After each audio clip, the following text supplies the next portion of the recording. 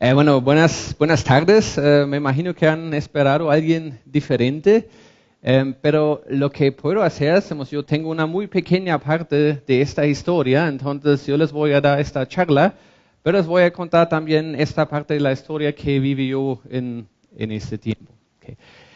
Entonces, Scrum es un tema, de hecho la presentación, los slides van a estar en inglés porque son Gary's, pero voy a hablar en español para que evitamos el tema de traducción simultánea.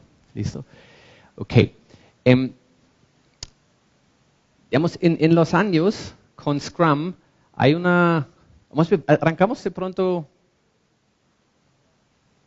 así.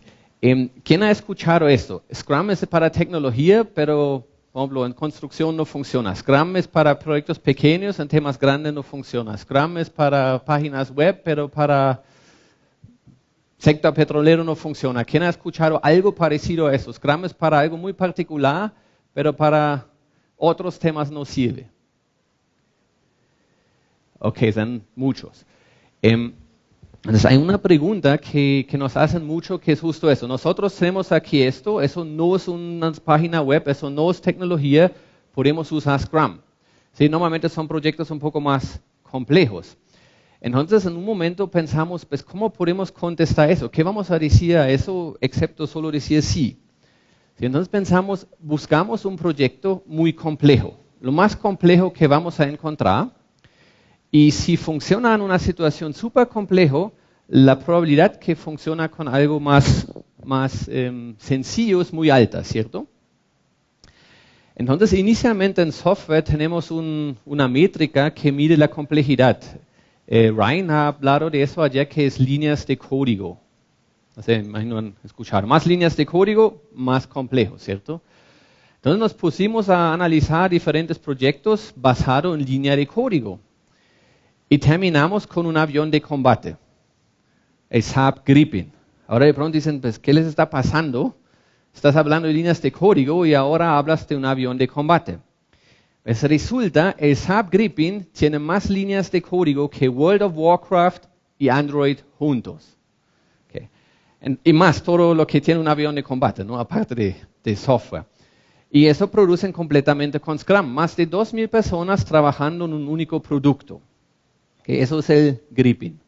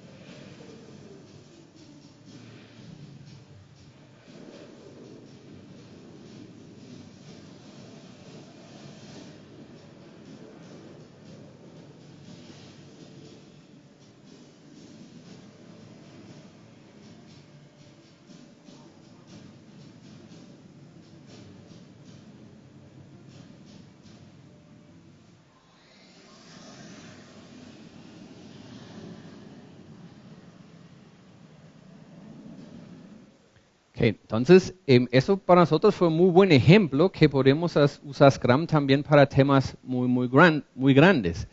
Pero cuando iniciamos con Scrum hace muchos años, el reto no era tanto hacer Scrum para proyectos muy grandes, sino fue como la pregunta, ¿cómo implementamos Scrum en un equipo en una empresa o en 2 equipos en una empresa?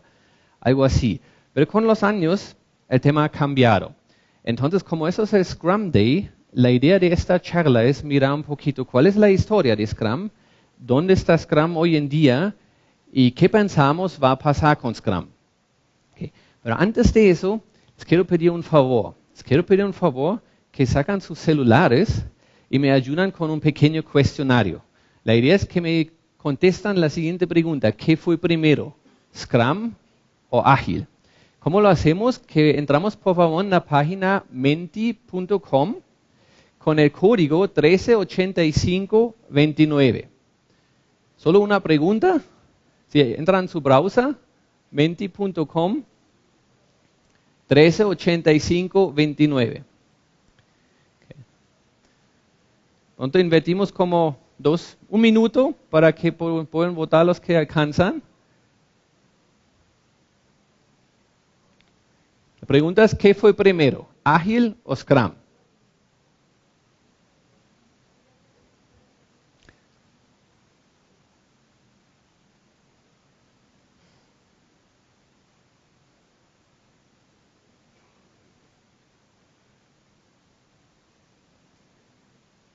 Tenemos 200 personas votando. Ok. 220.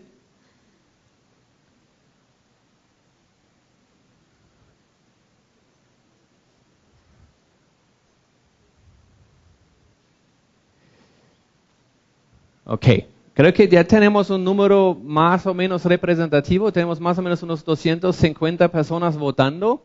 Y más de 80% dice primero fue ágil. Okay. Ahora, si quiere, cambiamos la presentación. Ahora, eso es un pensamiento muy común. Por eso me gustaría que hablamos primero un poquito de dónde viene Scrum y cuál es la historia de Scrum. Okay. Hay un señor que se llama James Copeland, que dio una charla acerca de la historia de Scrum. James Copeland, para los que no conocen, es la razón por qué tenemos el Daily Scrum. Entonces, si quieren, pueden investigarlo. Entonces, sabemos que el manifiesto ágil fue firmado en el año 2001. Okay.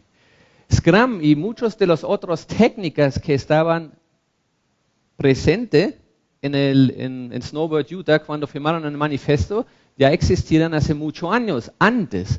Entonces, de hecho, la base de Scrum es el Total Production System y un artículo de Harvard Business Review que se llama The New Product Development Game del año 86, de dos japoneses. Okay. Además, está basado en algunos temas de Object Oriented Development. Entonces, el primer experimento en Scrum fue hecho en el año 93. Otros temas que de pronto han escuchado como Extreme Programming también ya existía antes de Scrum. Ron Jeffries, el señor de Extreme Programming, de hecho estaba presente cuando se firmó el manifiesto. Entonces, en un momento, en un Scrum Gathering, Ron Jeffries y Jeff Sutherland hablaron de eso y dijeron como de chiste que XP y Scrum es el mamá y el papá de Ágil. Okay. Pero solo para dejarlo claro, Scrum existe hace mucho antes del manifiesto Ágil. ¿De dónde viene este Scrum? Según Jeff Sutherland, Scrum es un proyecto de investigación masivo de hace muchísimos años, donde las primeras ideas, de hecho, están basadas en algo que se llama el OODA Loop. No sé si aquí tenemos gente de las fuerzas aéreas, ellos probablemente conocen el tema. Que el OODA Loop fue inventado por Colonel John Boyd de las fuerzas aéreas de Estados Unidos, que se refiere a un ciclo de retroalimentación rápido con el objetivo de aprender más rápido que su enemigo. Entonces, ese tema cíclico de Scrum, de hecho, ya viene del tema del OODA Loop. Y como pueden ver, hay muchas más cosas que ingresaron en la idea de Scrum, y todavía Scrum no ha terminado. Es algo que continuamente está evolviendo y genera cambios. Okay. Entonces, como dije, la primera vez mencionado Scrum en el sentido de trabajo en equipos fue en el artículo The New Product Development Game en el año 86 en el Harvard Business Review, de esas dos profesoras japonesas. Esos dos analizaron varias empresas, 3M, Toyota, etc., y miraban qué están haciendo estas empresas para ser exitosos. Y lo que muchos tenían en común fue tener equipos autoorganizados. Lo interesante es, a ellos dos les gustaba el rugby, el deporte.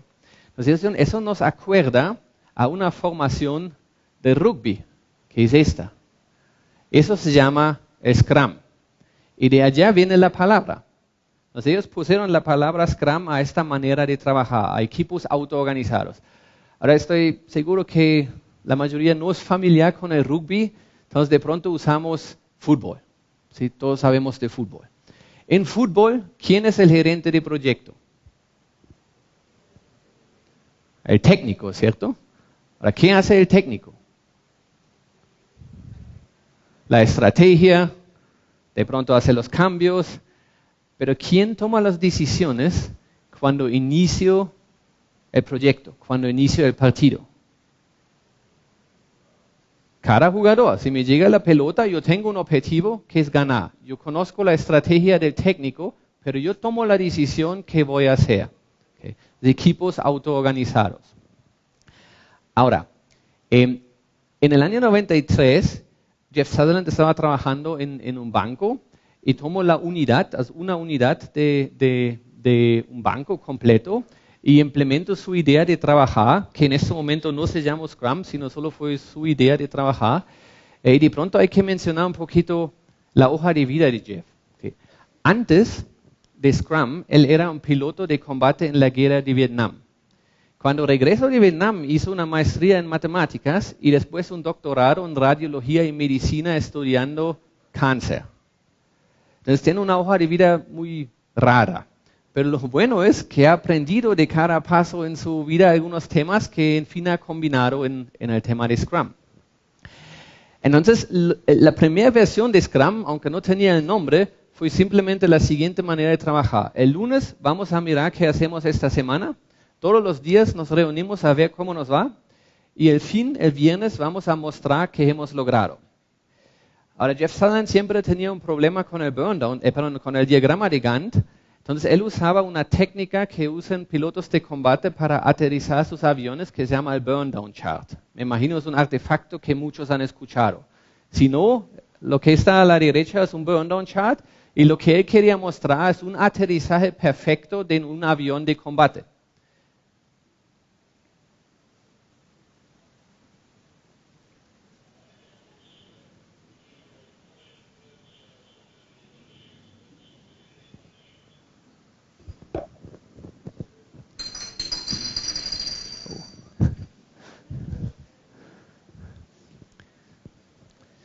Bueno, la idea es que el proyecto funciona como un avión. Tiene cosas pendientes que tienen que hacer y poco a poco están bajando, están aterrizando el proyecto. Y eso están simulando con el burn down chart. Y de allá viene esta idea. Entonces, él normalmente usa ese video presentó a sus primeros equipos Scrum. Con eso quería simular un aterrizaje perfecto. Okay. Ahora, ¿cuál fue el resultado de su primer experimento? Okay. Cuando él toma la unidad de este banco, esta unidad tenía 30% más costos que ingresos. Después de Scrum, tenía el contrario. Tenía 30% más ingresos que costos. Entonces, eso era la peor unidad del banco. Y después de Scrum, o de esa manera como él ha trabajado, se vuelve la mejor unidad del banco. Ahora, él tuvo acceso a este artículo, leyó este artículo, el New Product Development Game, y dijo, uy, eso es muy parecido a lo que estamos haciendo aquí. Entonces, él llamó esto Scrum. Okay. Después contrató a otro señor que de pronto han escuchado que se llama Ken Schwaber. Okay. Y estos dos juntos desarrollaron lo que hoy conocemos como la guía de Scrum. Pero no lo hicieron de inmediato.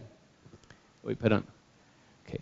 En el año 95 se fueron a una conferencia parecida a esta, donde ingenieros de sistemas, etcétera, se unieron y presentaron su idea de trabajo bajo el título Scrum. Okay.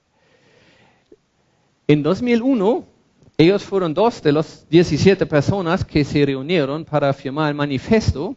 El año después ya se formó el Scrum Alliance. Ahora, inicialmente ambos pertenecieron a Scrum Alliance, pero en el año 2009 Ken Schwaber y Scrum Alliance tuvieron una pelea. Entonces, Ken Schwaber se fue de Scrum Alliance y creó una segunda organización que se llama Scrum.org. Okay. Ahora, la guía de Scrum, que de pronto conocen, la mayoría me imagino, la guía de Scrum existe solo desde el año 2010. Entonces, si toman como medida desde cuándo existe la guía, es cierto, el agilismo existió antes. Pero Scrum como idea, Scrum como manera de trabajar ya existe años antes del agilismo. Okay. Ahora, hay un tema muy interesante. Me imagino muchos de ustedes conocen el Chaos Report. Si no conocen el nombre, es una estadística que muchos muestran, que muestra la tasa de éxito de proyectos. Que proyectos grandes versus proyectos pequeños, ágiles versus tradicionales, largos versus cortos, etcétera, etcétera, etcétera. Okay. Pero hay un dato en este informe que es muy interesante que muchos no conocen. Según el Chaos Report, el factor más importante para el éxito de un proyecto se llama en inglés decision latency, el tiempo que toma el equipo para tomar decisiones. Okay. Entonces, un equipo que en promedio toma más de 5 horas para tomar una decisión, tiene una tasa de éxito de 18%. Un equipo que toma decisiones en menos de 1 hora, tiene una tasa de éxito de casi 60%. Y como pueden ver, la diferencia en tiempo no es tanto. 1 hora versus 5 horas no es algo muy grande. Entonces, ¿por qué Standish Group o el Chaos Report piensa que Scrum funciona? Porque hace varias cosas. Entre estos, enviar o el poder de decisión se queda en el equipo. El equipo determina cómo hacer las cosas. Lo importante es, para que eso funcione, necesitan un product owner, un dueño de producto que toma decisiones, que tiene autoridad, que es fuerte. ¿Sí? Muchos clientes que tenemos trabajan con un concepto que se llama el Product Owner Proxy. Que es un Product Owner que sí juega el rol del Product Owner, pero siempre tiene que ir a su jefe a otro lado a pedir permiso para tomar una decisión. Eso aumenta el tiempo que necesitan para tomar decisiones y como pueden ver, la diferencia es un par de horas, normalmente causa que el proyecto no sale tan exitoso. Okay. Entonces, esa es la historia de Scrum. Okay. Entonces, hace años, el problema normalmente era cómo enseñamos a un equipo en una empresa Scrum. El problema hoy es diferente. Que muchas empresas, muchos de ustedes tienen ya 1, 2, 3, hasta un montón de diferentes equipos Scrum en la empresa. Entonces, la nueva pregunta es ¿cómo voy a hacer toda la empresa Scrum? ¿Cómo voy a escalar esto? Okay. Y para esto, el año pasado en Minneapolis, yo hablé con Jeff acerca de eso. ¿Por qué o cuál es el problema actual de Scrum?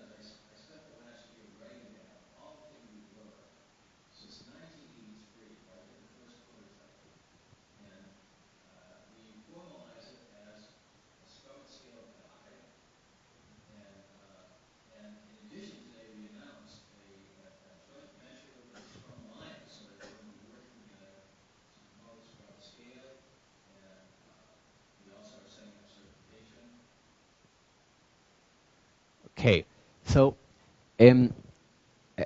maybe not everybody understood the English. What he's saying is basically, now we have all these teams in Scrum, but the real problem is...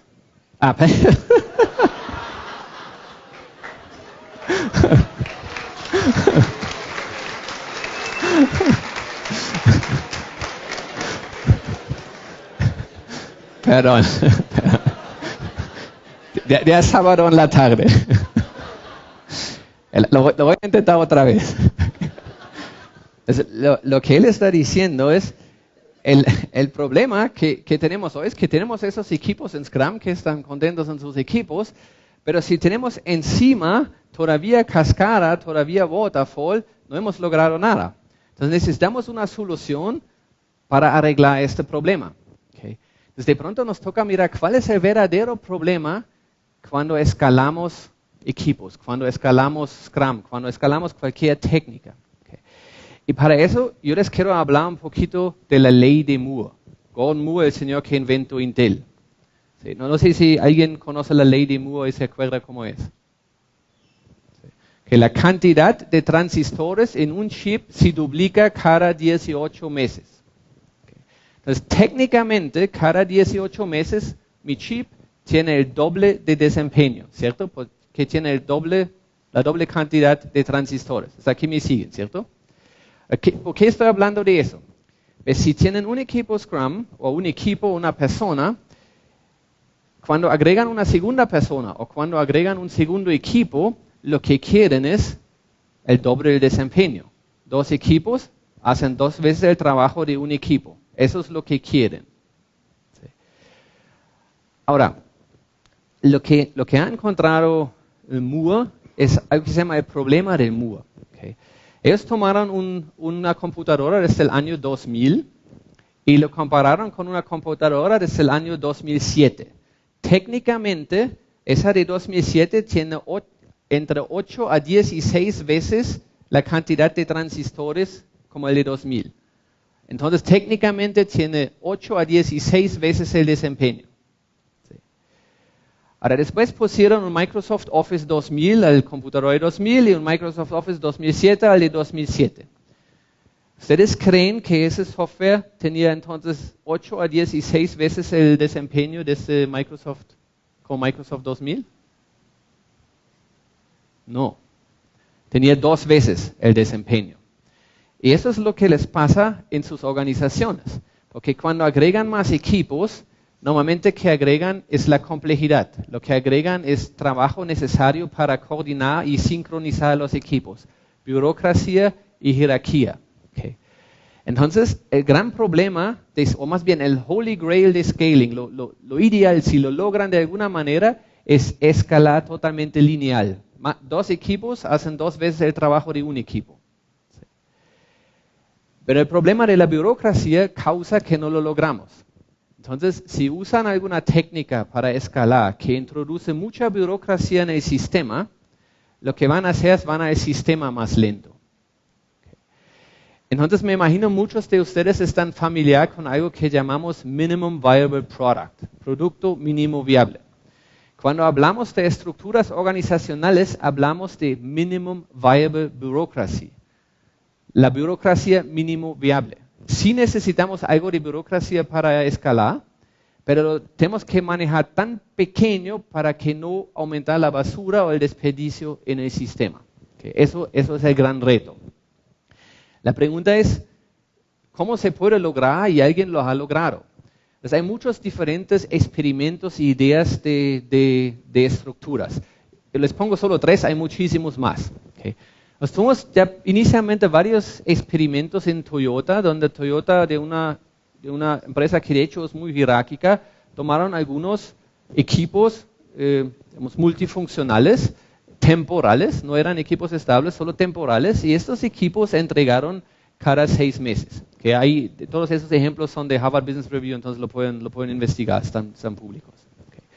Hoy en día tenemos algo como Amazon, que opera, que se llama 2 Pizza Teams. Jeff Bezos dice, cuando un equipo no se puede, no es suficiente 2 pizzas para que el equipo puede comer, el equipo es demasiado grande.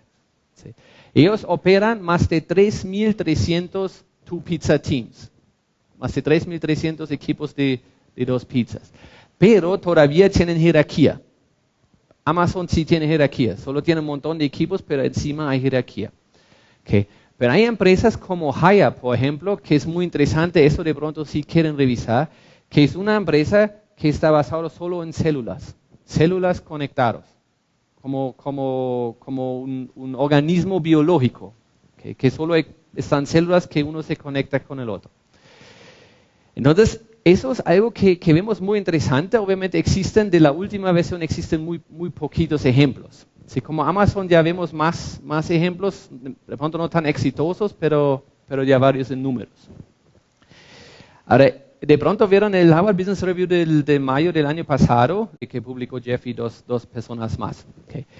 Ahora, ellos aquí están diciendo que scaling se refiere exactamente a lo siguiente. Muchas personas piensan que escalar solo es en operación. Significa, si puedo con una persona lograr una historia por día, con 1000 personas puedo lograr 1000 historias por día. Pero lo que olvidan es strategic scalability. ¿Sí? La escalabilidad estratégica, que cuando puedo ganar con una persona $1000 al día, con 1000 personas puedo ganar $1,000,000 al día. Y casi nadie logra esto. Casi nadie logra esto. Entonces,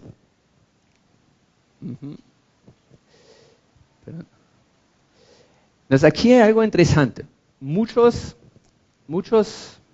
equipos, muchas empresas, muchas consultorías, digamos, casi todo de Western World, nosotros aquí en las Américas, Europa, etcétera, están enfocados en el Toyota Production System, en Lean, en Plan, Do, Check, Act, en algo que viene también de ese libro de Toyota. Lo que han encontrado que todo Kanban, Lean, Plan, Do, Check, Act, etcétera, etcétera, etcétera, es solo responsable de 5% del éxito de Toyota. Más del 95% del éxito de Toyota viene no de Toyota Production System, sino de Toyota Product Development. Y eso está basado en el OODA Loop, en el mismo ciclo de retroalimentación y aprendizaje que es la base de Scrum. En otras palabras, si Toyota no hace nada de Lean, nada de Toyota Production System y nada de Kanban, todavía va a ser una empresa tremendamente exitosa. Okay. Ahora,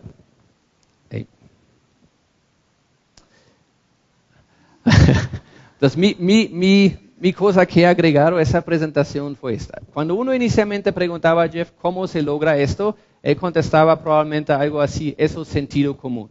Usan Scrum para escalar Scrum. Resulta que para muchos de nosotros, que no somos Jeff Sutherland, no es tanto sentido común. Okay.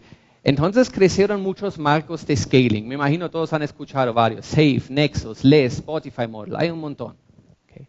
Entonces cuando Jeff se dio cuenta de eso, dijo, ok, de pronto es buena idea que escribimos la manera como nosotros lo hemos intentado y como nosotros lo estamos haciendo. Entonces todo el año 2017 escribieron todo lo que hicieron desde el año 93 en escalamiento de Scrum. En enero de 2018 se reunieron varios expertos a nivel mundial una semana para revisar toda esa guía de Scrum at Scale. Que aquí hay gente como la persona que implementó Scrum en Toyota, una persona que implementó Scrum para más de 2000 equipos en SAP, etcétera, etcétera. Y tuve mucha suerte que me invitaron también. Entonces, al fin de la semana, se publicó el primer borrador de Scrum at Scale, que obviamente está todavía en progreso, todavía está en cambio, todavía hay progreso. Entonces, en 2010, eso es la versión 2017, pero en 2010 tuvimos la primera guía de Scrum para un equipo. Desde 2018 tenemos Scrum at Scale para Scrum en toda una empresa. Okay. Y eso pueden conseguir gratis en el internet. Yo quiero poner un pequeño ejemplo. De pronto conocen la película Moneyball o el libro de pronto, uno de los dos. Es de un equipo de béisbol de los Oakland A's. Okay. El problema de ellos era que no tenían ningún dinero. Y hasta ese tiempo, béisbol se ganaba con dinero. Tenían que pagar por las superestrellas para ganar, ¿cómo se llama? El Baseball Champions League, no sé cómo se llama, para ganar el campeonato. Okay. Ellos no tenían dinero. Entonces, ellos estadísticamente analizaron qué pueden hacer para ganar. Entonces, ellos no compraron los jugadores más costosos que hicieron todos los home runs, sino compraron los que fueron a la primera base con más frecuencia, al menor precio. Se escucha un poco técnico, pero basaron eso, ellos fueron los segundos, casi ganaron el campeonato. Okay. Entonces, ¿dónde está el Moneyball en Scrum? Sabemos por estadística que 30% de la gente de su empresa no tiene ninguna idea cuál es la estrategia y cuáles son las prioridades de la empresa. 70% sí tienen una idea. Pero sabemos que ese 70% de la gente trabaja por 64% en cosas que el cliente nunca usa. Quiere decir, trabaja en algo que es inútil. ¿Sí? Entonces, si multiplicamos eso, tenemos 45% de desperdicio. Eso significa solo un 25% del trabajo que se hace genera valor. 25%. Okay. Si agregamos a eso un número que se llama Process Efficiency, eso, ponemos un ejemplo. Si se van en carro de Medellín a Bogotá, gastan, no sé, si va perfecto y nunca paran, 7 horas, ¿puede ser? 7 horas, digamos 7 horas. Listo, eso es el tiempo perfecto. Ahora, si ustedes paran cada lado y almuerzan y visitan su tía y hacen paradas aquí y allá y en fin gastan 14 horas, su duración real es 14 horas. La eficiencia del proceso es el tiempo ideal dividido el tiempo que gastan de verdad. O los 7 horas dividido 14. Eso son 50%. Por muchos años pensamos que la eficiencia del proceso en una empresa en promedio es 15%. Hoy sabemos es más un 5%. Si multiplican esos dos números, solo 25% de lo que están haciendo en su empresa genera algún valor, más 5% de eficiencia del proceso, significa la capacidad de su organización de entregar valor está en 1.25%. Es nada. Es una mala noticia, pero lo bueno es que es muy fácil de mejorar. ¿Sí? Entonces, si solo logran de mejorar la capacidad de 1.25 a 5, pues ya han aumentado su desempeño un 400%. Ahora, ¿qué estamos pensando? ¿Qué estamos viendo? ¿Qué está pasando con Scrum? ¿Y qué creemos? ¿A dónde va Scrum en el futuro? Que de hecho en el año 2005, Jeff ya ha publicado un material, un paper, y como pueden ver, eso parece mucho a DevOps. Lo que está diciendo aquí es, los equipos de Scrum tienen que integrar, tienen que probar, etcétera, etcétera. Okay. Entonces, ¿qué vemos hoy? Hoy vemos empresas como Amazon. De hecho, cuando Amazon entra en un mercado, la competencia se asusta, y tremendamente. Okay.